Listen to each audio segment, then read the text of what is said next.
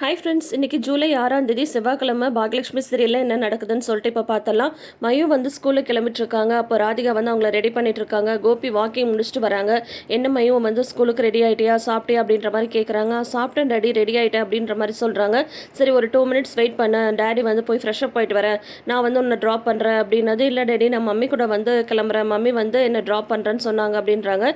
இருமா, நான் வந்துடுறேன் அப்படின்னு சொல்கிறாங்க. உடனே ராதிகா வந்து வா மயு நம்ம போகலாம் அப்படின்னு சொல்லிட்டு மயுவை கூட்டிகிட்டு போயிடுறாங்க. கோபிக்கு ஒரே கஷ்டமாக போயிடுது. அதுக்கப்புறம் வந்து இவர் எல்லாம் ஃப்ரெஷ்அப் ஆகிட்டு ரெடி ஆகிட்டு உட்காந்துட்டு இருக்காரு. ராதிகாவும் போய் மயுவை ட்ராப் பண்ணிட்டு வராங்க.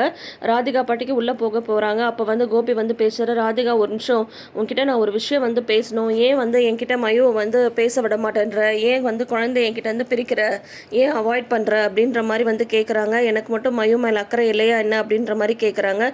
என்ன புதுசாக மயு மேலே உங்களுக்கு மட்டும் இவ்வளோ அக்கறை, நீங்கள் வந்து இதில் பேசணும்னு சொல்லுவீங்க, நானும் சரி ஏதோ சொல்ல வராருன்னு சொல்லிட்டு கேட்கலான்னு சொல்லிட்டு உட்காருவேன். ஆனால் அதுக்கப்புறம் வந்து பார்த்தீங்கன்னா நீங்கள் வந்து உங்களோட ஃபேமிலி, உங்கள் அப்பா அம்மா, உங்கள் பசங்கன்னு சொல்லிட்டு அதை பற்றி தான் பேசுவீங்க. திடீர்னு என்ன எங்கள் மேலே அக்கறை இருக்கிற மாதிரி காட்டுறீங்க அப்படின்ற மாதிரி வந்து சொல்கிறாங்க. இதை பாரு, எனக்கு வந்து எப்போவுமே மயு மேலே அக்கறை இருந்துட்டு தான் இருக்குது, இல்லாமலாம் இல்லை.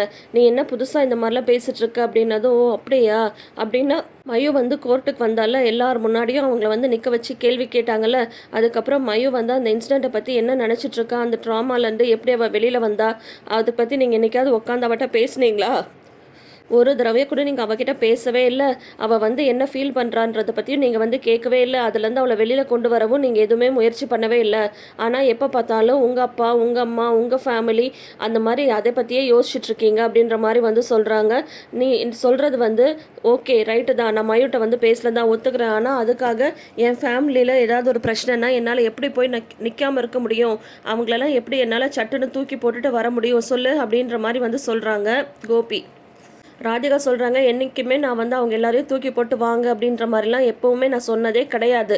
ஆனால் அந்த குடும்பத்துக்கு கொடுக்குற அதே ஒரு இம்பார்ட்டன்ஸை வந்து எனக்கும் மையோக்கும் கொடுங்கன்னு மட்டும்தான் நான் வந்து கேட்குறேன் அப்படின்ற மாதிரி வந்து சொல்கிறாங்க. எனக்கு வந்து இப்போ அபார்ஷன் ஆகி எத்தனை நாள் ஆச்சு, என்னோடய ஹெல்த் கண்டிஷன் வந்து எப்படி இருக்குது, நான் டேப்லெட்ஸ்லாம் ஒழுங்காக எடுத்துக்கிறேன்னா, நான் வந்து நார்மல் மென்டாலிட்டிக்கு வந்து வந்துட்டேன்னா, அதை பற்றி எப்போயாவது நீங்கள் வந்து யோசிச்சிருக்கீங்களா, பேசியிருக்கீங்களா?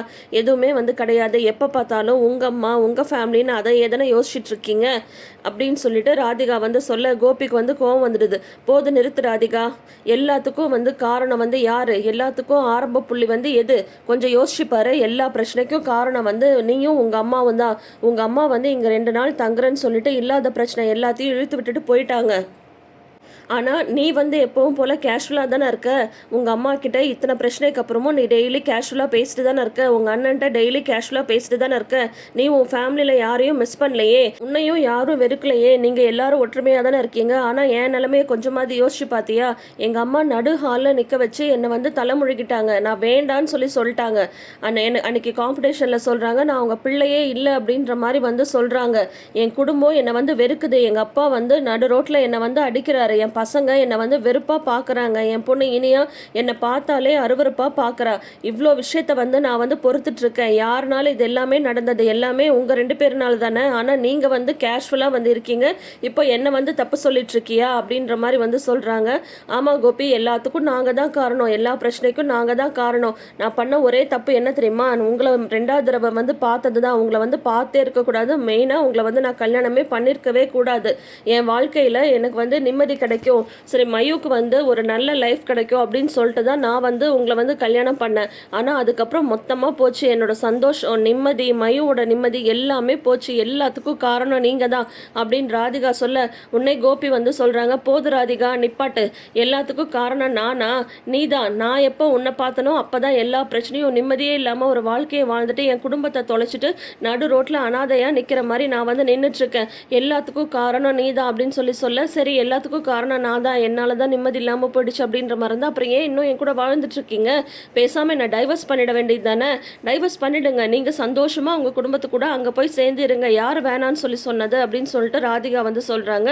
என்னது டைவர்ஸா என்ன பேசுகிற நீ? நான் வந்து பேசி எல்லா பிரச்சனையும் தீர்க்கலான்னு சொல்லிட்டு ஒவ்வொரு தடவையும் முயற்சி பண்ணிட்டு இருந்தேன். ஆனால் நீ பாட்டிக்கு அசால்ட்டாக வந்து டைவர்ஸ்ன்னு சொல்லிட்டு இருக்க. என்ன ராதிகா இந்த மாதிரிலாம் பேசிகிட்டு இருக்க அப்படின்னு சொல்லிட்டு கோபி வந்து கேட்க, நான் கரெக்டாக தான் சொல்கிறேன். இதுக்கு மேலெல்லாம் எனக்கும் உங்களுக்கும் ஒத்து வரும்னு எனக்கு வந்து தோணவே இல்லை. ஏன்னா நீங்கள் எப்போவுமே என்னை பற்றியோ மையம் பற்றியோ அக்கறைப்பட போகிறதோ கவலைப்பட போகிறதோ கிடையாது. அதனால் இது பிடிக்காத வாழ்க்கையை ஏன் வந்து வாழணும்? பேசாமல் 2 பேரும் அவங்கவுங்க வழியை பார்த்துட்டு போயிட்டே இருக்க வேண்டியது அப்படின்னது போதும் ராதிகா. இனிமேல் இதை பற்றி நீ எதுவும் பேசாத. இதை பற்றி நான் இனிமேல் பேசவும் விரும்பலை. நான் வந்து வரேன் அப்படின்ற மாதிரி சொல்லிட்டு உடனே புலம்பிட்டு வெளியில் வந்து வராங்க. என்ன இவ வந்து இவ்வளோ அசால்ட்டாக டைவர்ஸ் அப்படின்னு சொல்லிட்டா டைவர்ஸ்னால் அவ்வளோ சாதாரணமாக போச்சா? டைவர்ஸ் பண்ணிட்டு வர்றதுக்காக தான் நான் என்னோட குடும்பம் எல்லாத்தையும் விட்டுட்டு இப்போ நடு ரோட்டில் வந்து நிற்கிறேன்னா இவளுக்காக தானே வந்து நின்னேன். பேசி புரிய வைக்கலான்னு பார்த்தா அசால்ட்டாக டைவர்ஸ் அப்படின்னு சொல்லிட்டு இருக்கா அப்படின்னு புலம்பிட்டே வந்து காரை பார்க்குறாரு. எனக்குன்னு சொல்லிட்டு வாய்க்கிறது எதுவுமே ஒரு சுத்தமாகவே இருக்காதா, நிம்மதியாகவே இருக்காதா? காருக்கு மாதம் 1000 ரூபா கொடுக்குறான், அதை ஒழுங்காக அவன் தொடச்சி வைக்கிறானா பாருன்னு சொல்லிட்டு காரை வந்து தொடச்சிட்ருக்காரு. அப்போ பார்த்தீங்கன்னா பாக்யாவோட வீட்டு கேட்டு வந்து திறந்திருக்கு. ஃபேமிலியில் எல்லாரும் வெளியில் உட்காந்து ஜாலியாக வந்து பேசிட்டு இருக்காங்க. பாக்யாவும் பாட்டியும் மட்டும் வருத்தமாக இருக்காங்க இனியா பண்ண வேலையினால. ஆனால் நிலா பாப்பா வச்சுட்டு செழியனும் ஜெனியும் கொஞ்சிட்டு இருக்காங்க. நிலா வந்து எல்லார் மாதிரியும் பேசி காட்டுறாங்க. பாட்டி எப்படி பேசுவாங்க அப்படின்னு சொன்னதும் நீ வாயை மூடு அப்படின்னு சொல்லுவாங்க அப்படின்ற மாதிரிலாம் நிலா பாப்பா சொல்லிட்டு இருக்கு. தாத்தா வந்து அப்பாவை எப்படி கூப்பிடுவாங்க அப்படின்னு கேட்டால் பேராண்டி அப்படின்ற மாதிரிலாம் நிலா வந்து சொல்லிட்டு இருக்காங்க.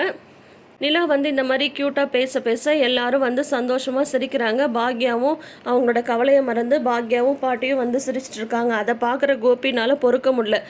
என் குடும்பத்தை என்கிட்டேருந்து பிரிச்சுட்டு நீ வந்து ஜாலியாக சிரிச்சிட்டு இருக்கியா, சந்தோஷமாக இருக்கியா? விடமாட்டேன், கண்டிப்பாக நான் வந்து விடமாட்டேன் அப்படின்ற மாதிரி வந்து சொல்கிறாங்க. அவங்கெல்லாம் சந்தோஷமாக இருக்கிறத பார்த்து ஏக்கப்படுறாரு, என்னடா அப்படின்னு சொல்லிட்டு. ஆனால் பாக்யா சிரிக்கிறத பார்த்ததும் கோபிக்கு வந்து அவ்வளோ எரிச்சலாக இருக்குது. அம்மாவை என்கிட்ட இருந்து பிரிச்சிட்டல, நான் உன்னை நிம்மதியாகவே இருக்க விட மாட்டேன் அப்படின்னு சொல்லிட்டு பழையபடி மறுபடியும் காரில் ஏறி போகிறாரு. அங்கே போனால் கிச்சனில் வந்து எல்லார்ட்டையும் அவரோட எரிச்சலை வந்து காட்டுறாங்க. அந்த செஃப்பை நிற்க வச்சுட்டு என்னை கேட்காம எதுக்கு லீவ் கொடுத்தீங்க அசிஸ்டன்ஸ்க்கு அப்படின்ற மாதிரிலாம் கேட்குறாங்க. ஒழுங்காக யாரும் அவங்களோட வேலையெல்லாம் பார்க்குறதே இல்லை அப்படின்னு சொல்லிட்டு கண்ணாபின்னான்னு கத்திட்டு இருக்காங்க. உங்கள் இஷ்டத்துக்கு எல்லாம் ஃபோன் பேசிகிட்டு இருக்கீங்க அப்படி இப்படின்ட்டு செந்தில் வந்து வந்துடுறாங்க. இருடா ஏன்டா இந்த மாதிரிலாம் சத்தம் போடுற அப்படின்னு சொல்லதும் பாரு யாருமே ஒழுங்காக அவங்க வேலையெல்லாம் பண்ணுறதே இல்லை அப்படின்னு சொல்லிட்டு எல்லாரும் மொபைலை வந்து சைலண்ட்டில் போட்டு போய் வேலையை பாருங்க போங்க அப்படின்ற மாதிரி கத்தி விடுறாரு. நான் பாரு கோபி, நான் மறுபடியும் சொல்லிட்டு இருக்கேன், நீ தேவையில்லாமல் இந்த மாதிரி ஒர்க்கர்ஸ்ட்டை சத்தம் போடுறது சரியில்லை. இப்போ என்ன வேலையே இல்லைன்னு நினச்சிட்டு இருக்கியா? எவ்வளவோ வேலை இருக்குது, அதுக்கப்புறம் எல்லாரும் இந்த வேலையை விட்டு போயிடுவாங்க அப்படின்னு சொன்னது போட்டுண்டா போட்டும். யாருக்காவது கொஞ்சமாவது வந்து அக்கறை இருக்கா? என்னை பற்றி யாராவது வந்து யோசிக்கிறாங்களா? அவங்கவுங்க பிரச்சனை தானே பெருசாக போச்சு அப்படின்ற மாதிரி சொல்கிறாங்க. என்னடா என்ன ஆச்சு, ஏன் இந்த மாதிரி வந்து எல்லார்ட்டையும் உன்னோட எரிச்சலெல்லாம் காட்டிகிட்டு இருக்கு அப்படின்னு சொல்கிறாங்க. எரிச்சல் எல்லாமே எனக்கு வந்து எரிச்சலாக தான் இருக்குது. ஏன்னா எல்லா பிரச்சனையும் என்னை சுற்றி தானே நடக்குது. அவ வந்து ரொம்ப சந்தோஷமாக இருக்கா, எல்லா பிரச்சனையும் பண்ணிவிட்டு அவள் வந்து ரொம்ப சந்தோஷமாக இருக்கா அப்படின்னு சொன்னது யாரை சொல்கிற நீ, ராதிகாவியா அப்படின்ற மாதிரி வந்து சொல்கிறாங்க. அவள் ஒரு பக்கம் இருக்கட்டும், அவளாலையும் பிரச்சனை தான். ஆனால் நான் சொல்கிறது வந்து பாக்யாவை. இந்த பாக்யா இருக்கா பாரு, அவள் வந்து குடும்பத்து கூட சந்தோஷமாக இருக்காடா. என் அம்மா வந்து என்னை நடுஹால் நிற்க வச்சு தலைமுழுகிட்டாங்க, பிள்ளையே இல்லைன்ட்டாங்க. அன்னைக்கு காம்படிஷனில் வந்து பாக்யா தான் என்னோட பொண்ணு, அவள் தான் ஜெயிப்பா, நீ எல்லாம் ஜெயிக்க மாட்டா, நீ என் பையனே இல்லைன்னு சொல்கிறாங்க. இதுக்கெல்லாம் காரணம் அவள் தானே. அப்படியே வந்து பேசி அவள் வந்து எல்லாரையும் அவள் பக்கத்தில் இழுத்துட்டா அப்படின்ற மாதிரி சொல்கிறாங்க. உடனே செந்தில் வந்து சொல்கிறாங்க, வேணாம் கோபி, நான் மறுபடியும் சொல்கிறேன், நீ உன் பிஸ்னஸை விட்டுட்டு வேறு விஷயத்துலலாம் கான்சென்ட்ரேட் பண்ணால் மறுபடியும் உன் பிஸ்னஸ்க்கு தான் பிரச்சனை. கொஞ்சம் யோசிச்சுப்பாரு, எப்படி அம்மா வந்து உங்ககிட்டலாம் பேசுவாங்க, நடந்த பிரச்சனை அந்த மாதிரி. அவங்க ஜெயில் வரைக்கும் போயிட்டு வந்திருக்காங்க. அவங்களோட கோபம் வந்து கொஞ்சம் கொஞ்சமாக தான் தீரும். அதுக்காக நீ வந்து இந்த மாதிரி புலம்பி உன்னோட லைஃப்பை வந்து கெடுத்துக்க போறியா அப்படின்ற மாதிரி செந்தில் வந்து கேட்க, உடனே வந்து கோபி வந்து சொல்கிறாரு, எங்கள் அம்மா அதெல்லாம் சமாதானம் ஆனாலும் இந்த பாக்யா தாண்டா விடமாட்டா. ஏற்றி விட்டு என்னையும் என் குடும்பத்தையும் வந்து பிரிக்கிறதே அவள் தான்.